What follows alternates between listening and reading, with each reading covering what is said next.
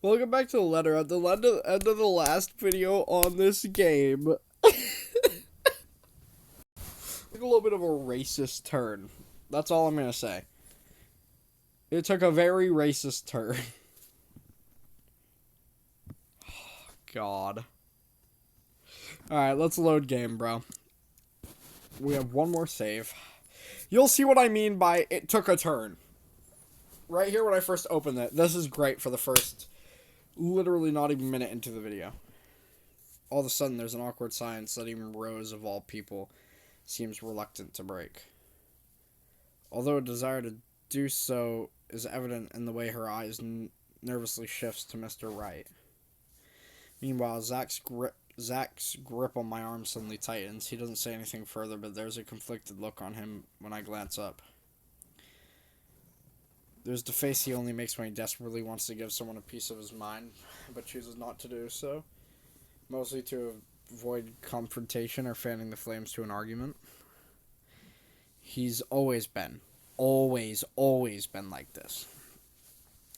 Even among his own friends. He chooses to take a place-sitting stance despite holding opinions of his own. Not that I won't say anything. I know Mr. Wright's a client, but you can't just say that in front of other people, in front of Zach no less. If Ashton were here, I know he wouldn't stand for it. And neither do I. There's a reason why bullies back home never touched my younger brother again after I gave them a taste of their own medicine. He might be inches taller than me, but I'm pretty sure I could still land a hit or two.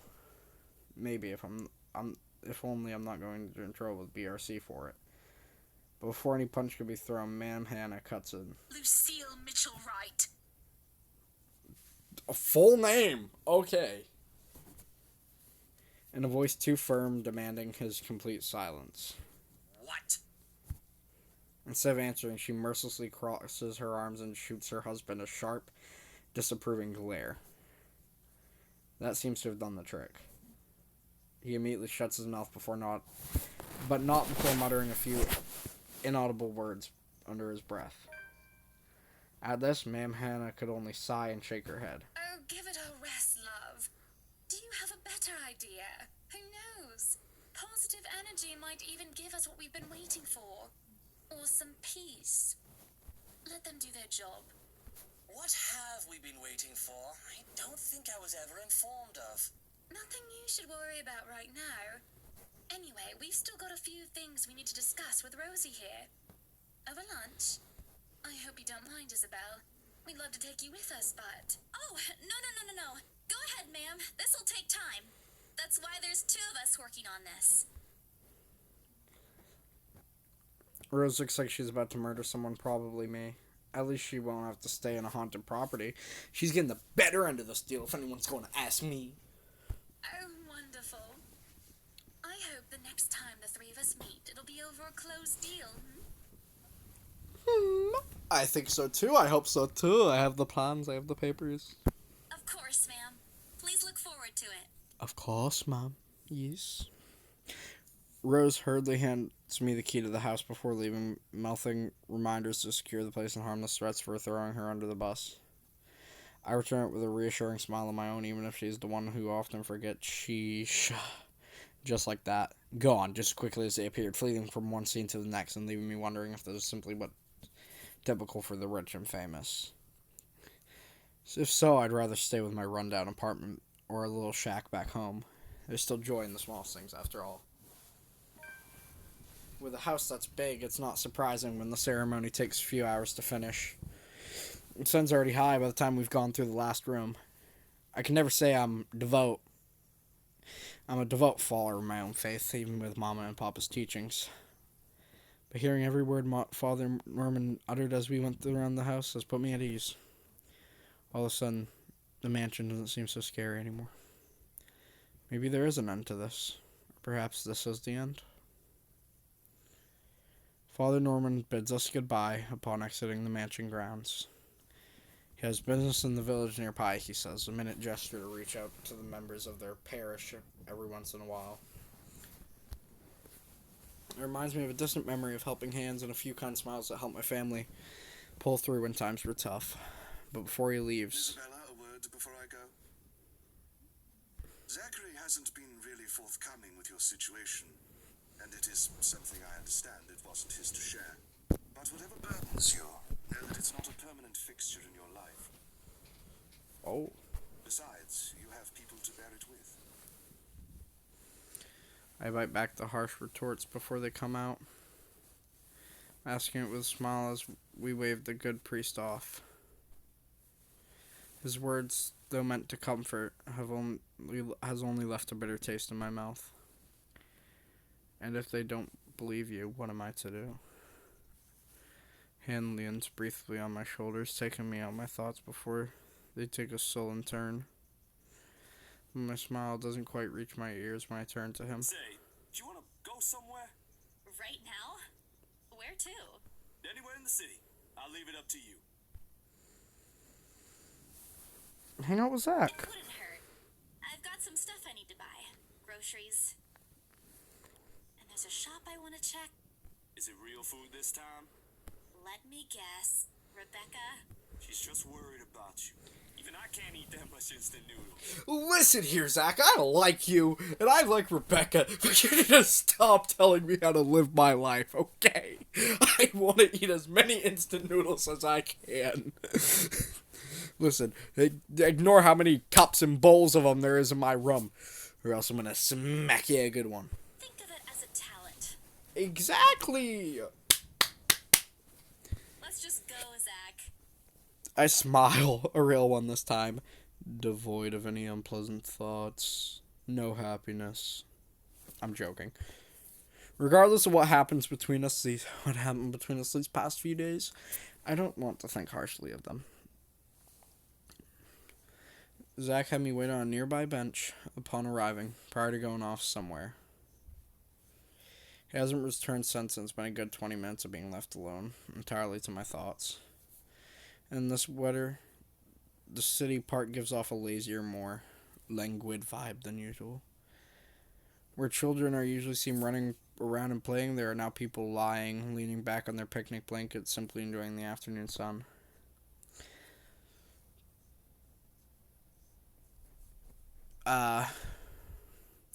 The smell of food drifts from nearby carts, and if the wind blows in the right direction, one could catch the whiff of freshly trimmed gas. I'd gladly sleep on this bench if I wasn't waiting for anyone.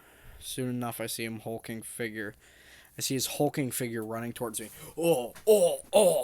Carrying a medium-sized box in one hand and casually waving the other at me. He's panting when he reaches the bench. Sweat drips profusely down his forehead, but there's a grin on his face. Sorry, the line was really long. Really long. You didn't have to run. Sit down first. Nah, I'm good. Didn't want to make you wait for these. I already know what's in the blue box before he opens it.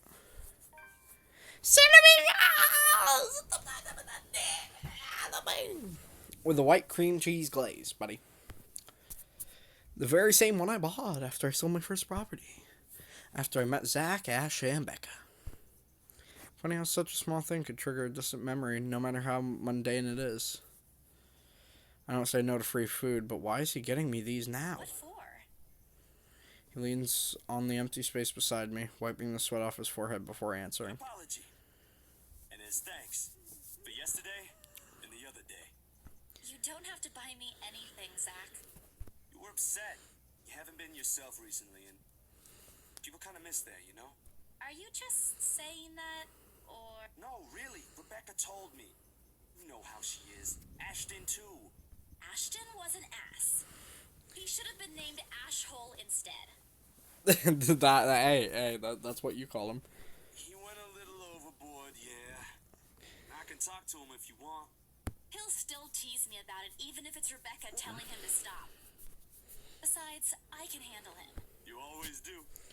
And yesterday, when you talked me through my little slump, I thought, hey, I want our old Isabella back.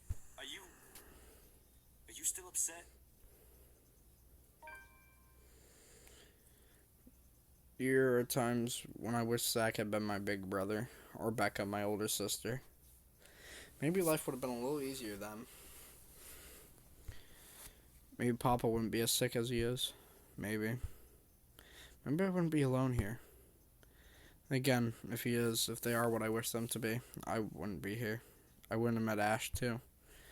Life back home is tough, but for all that, I wouldn't change it for one selfish wish. In this city of 68,000 people, I have people I could depend on. 3 of them, in fact.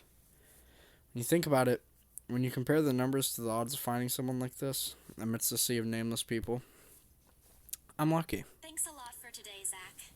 You didn't have to, but you did. I can always count on you. Even in smaller numbers, it's hard to find people. But in bigger numbers, it's even harder. In a group of 400, it would be easier to find 4 people who you could get along with, while as in a group of 3,000, it'd be harder to even find 2 people you get along with. So, that's actually a really great point. Just me? No Ashton or Becca? Oh boy, they won't be happy to hear that. I don't mind being the favorite, though. Nope, no favorites. But you cook better than both of them, so that's a plus.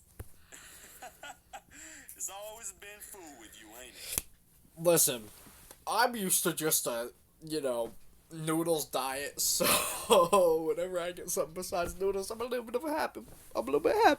Don't put it like that. You're making me sound like a glutton. Well. I'm not saying you are, but it does feel good to know there's someone I could invite for food to be able to eat all of it. That's a crazy statement. I personally would take offense to that. Only that? I thought we were also art buddies. Yeah, we are. We must be, right? Zach, are we art buddies? Oh, that too. But the food thing really stands out when you think about it. You do eat a lot for someone your, size. Tiny. Low blow. I take pride in my height. So, is it okay now? Do you feel better? Does it still scare you? A little. I'll be okay. I'll figure it out, somehow. It's not as bad as the other day, and Father Norman helped too. I should have brought something to thank him. Oh, we could visit him anytime. He loves hearing from the young ones. Damn, he's young too. He isn't that old, is he? Don't know. He doesn't tell. Hey, actually though, you are not allowed to lie, but you can keep silence. That is true. You are allowed to stay silent unless it is written. You are allowed to write your truths. Taking a vow of silence, which a lot of people do. A lot of Christians do. Especially older Christians, when they're dying, they take a vow of silence. That's something. Mm-hmm. I think I might have seen his face somewhere before. I just couldn't recall when or where. Ash says he looks like his boss, or the bartender at the local pub if he squints. Don't take his word for it, of course. He might have accidentally inhaled something from the forensic lab again when he said that. True. Well, back to the usual. Things may have not been the easiest lately, but it certainly isn't the worst part that has happened. The worst that has happened. We do end up sharing the cinnamon buns between us, despite Zach's insistence that it's only for me, but more than the food. There's relief and contentment. If you need anything, just ring, okay? Like when Ash annoys you too much. I'll help you with him, best friend or not. No way. I can take him on. Still an extra muscle wouldn't hurt, yeah? Just let me know, and I'll back you up. My sister knows this one thing to shut him up when he's being his usual self. Ask me what it is whenever you want, and I'll spill it. I don't think that's necessary, but thanks. I'll keep that in mind. He leaves with a smile and a wave. Off to some new gig again. As for me, we still need to talk. Becca, Ash, and I put petty arguments aside like the adults we all are. This, however, is a start, no matter how small it may be. I just hope I can keep them safe. A light wind blows again, sending dried leaves swirling into the distinct smell of earth into the air. Damn, it's only been 15 minutes. For the first time, the sunlight feels less harsh. Maybe a walk is good? I need to visit the grocery, too. I think of it. Wasn't there an an art store that opened nearby recently near the park? Oh, yeah, are we going to go to the art store? Or is my recording going to crash? Just in case it does, I will see you all next time. Like and subscribe. Goodbye. That is a stage outro for in case the video crashes here, because for some reason it's really taking a second to load. ... Oh, okay. The cat's name is Berthiel? At least that's what his collar says. It's an odd name to give a cat, in my opinion. But it speaks grace, much like the cat, the one that carries it. Shows the way he swishes his tail and his eyes follow my hands. I read the movement. I'm not sure what he finds fascinating in me. To be honest, I wasn't the very picture of grace when he found me, after all. It was a bad idea carrying 2 heavy bags of newly bought art materials and grocery without help or a sure ride home. Not in hype. Perhaps I shouldn't have brought all these at the same time. I didn't even make it past the dark park. Did I miss something? There's a cat? Bruh. And now I'm suffering underneath the glaring afternoon sun, hunched up on a park bench and drenched in sweat, in the company of a cat, curiously watching my every moment. I hope it stays where it is.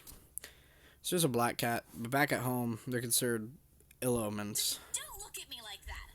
I can act graceful as well if I want to. Not that I've ever acted graceful in my life, of course. Growing up with rowdy younger brothers and sister does that. I mean, it's the opposite. Mama used to call me a little troublemaker before. Well, graceful or not, there's no use moping. A short breather and then I'm off home. Besides, I don't like the company's bad, even if it's a cat, as long as it doesn't bite or crosses my path. Where's your owner, anyway? He has one, doesn't he? An owner. That's what the collar's for, isn't it? Yeah, it is. That would actually be exactly what the collar's for. So I don't see... It should have a name somewhere on it, maybe a number. We'll find this out together, Isabella. Let's do this together, Isabella. The band is wrapped around one of its paws, though. I wonder what happened to it. Did he run away? Well, if you don't have one, I won't be able to take you in. My apartment doesn't allow pets. I tried to bring one home before. A cat. Not black, of course. And Rebecca threw a fit before the landlady could. I take a small package of sweets from one of the bags beside me and pop it open. As I'm about to put one into my mouth, he meows. My hand stops. Do you want one? He doesn't meow again as I'm expecting him to, but I take his unblinking gaze as a yes. I shift the piece to my palm and hold it out to him warily. He sniffs it once, twice before. Like a good, properly trained pet, Berthiel responds as soon as he's called. Recognition comes as soon as my head snaps in the direction of the voice. Miss McCullough's hard to miss. What with her height. I'm sorry. Did my cat hurt you? Miss Santos, was it? I'm surprised to see you here. Nice to meet you again, Miss McCullough. Were you harmed in any way? I'm sorry. Berthiel's not exactly fond of other people. Even ran away from the veterinarian right now. Of course he did. Oh no, he was just sniffing my hand earlier. My Berthiel's a she. She, all this time I thought the pause in conversation, if this can be called one, is uncomfortable. We're merely two people working different jobs for the same client. Frankly, meetings like this don't happen a lot, and if it does, a simple nodding of heads is enough. Simply trying to be friendly wouldn't hurt, right? I keep my tone cordial and warm. Actually surprised you have a cat, Miss McCullough. And why exactly is that? There are a lot of people who have pets. That is okay. Listen, you need to calm down. Okay, I'm trying to be nice here, all right, Miss McCullough. But you're giving me a problem. Yeah, but not a black one. I'm amazed you're taking care of one. I don't understand what you're trying to get at. Is there a problem with my cat? No. No, not at all. She's very sweet. Just in other cultures, aren't they a sign of bad luck? Back at home, it is my grandmother used to tell me stories about it, and Nothing has happened to me so far. that's true. Display here is evident on her face. Of course, I've forgotten that for other people, black cats are an omen of good luck. There you go again, running your mouth off, Isabella. I rack my brain for a way to remedy the situation, but she holds out a hand. This is a good place to stop and end this conversation, don't you think so? It is good to see you again, Santa. Complete dismissal if I've ever heard one. I watched her as she leaves, though she stopped shortly before crossing the threshold, separating the park and the street. Facing me again, looking like there's something she has forgotten to say. By the way, about the Ermengarde mansion, with my clients, it's the rights. I mean, I hope you don't mind me asking, but has the deal been finalized? There's still a few papers they need, but the house is more or less theirs now. Thank you. That's all I needed to know. That's weird, but okay. Thank you. Wait, about the mansion. Blair, the same one I saw. Whoever she is, she's asking for help. Someone. I want to tell Miss McCullough that the urban legends aren't just legends anymore. They're real. She's not going to believe me. Don't mind me. I need to go too. Have a good day, Miss McCullough.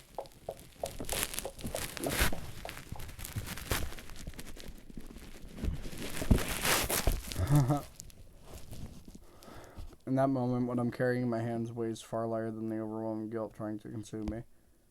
Home. I want to go home. Anywhere where I won't be reminded of the house, of her, of my own cowardice. I don't know. I think we're doing pretty good, guys. Is it just me? Is it just me, guys? I think we're doing pretty good with it all. The food tastes less appetizing tonight. A pity.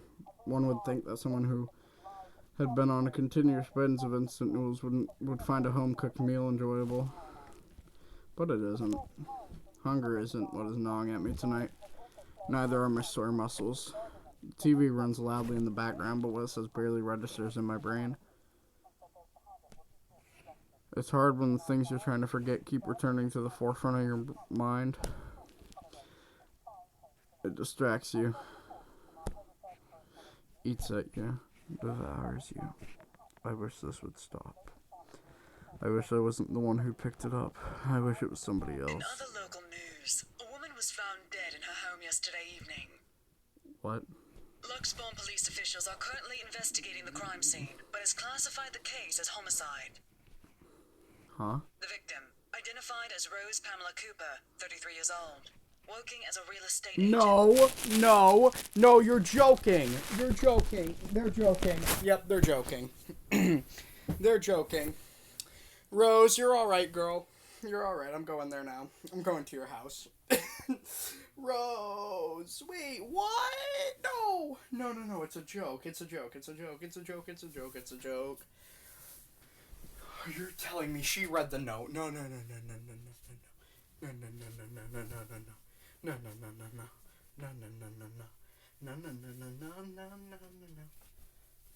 You're lying. You're capping. Stop. Why is the reporter capping?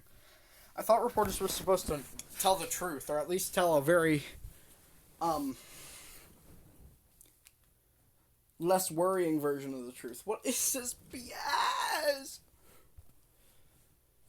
Rose? Discovered lying in a pool of blood in her two-bedroom flat with the words "Help me" repeatedly written on the walls.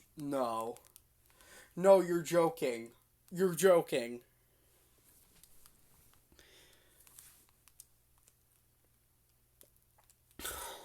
Rose! Oh my god.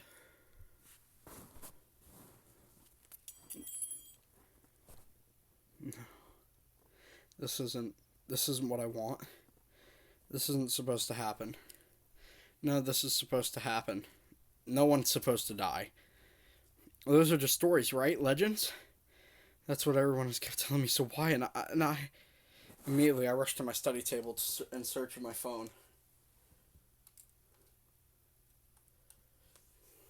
Oh, this is not going to be a good story.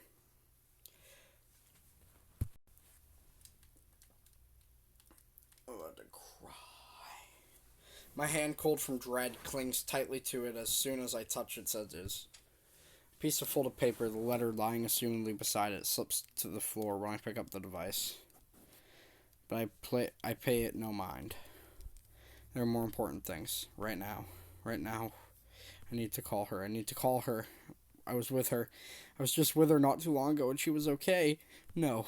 It isn't Rose, I'm sure of it. I just talked to her and sob escapes me and hot tears begin to blur my vision. Stop, that's actually so sad! Rose! This is a joke. You're joking. Oh my god. One after another, they trickle down, weighted by the very same guilt I refuse to admit I've been carrying from the start. Same one I've been hiding from.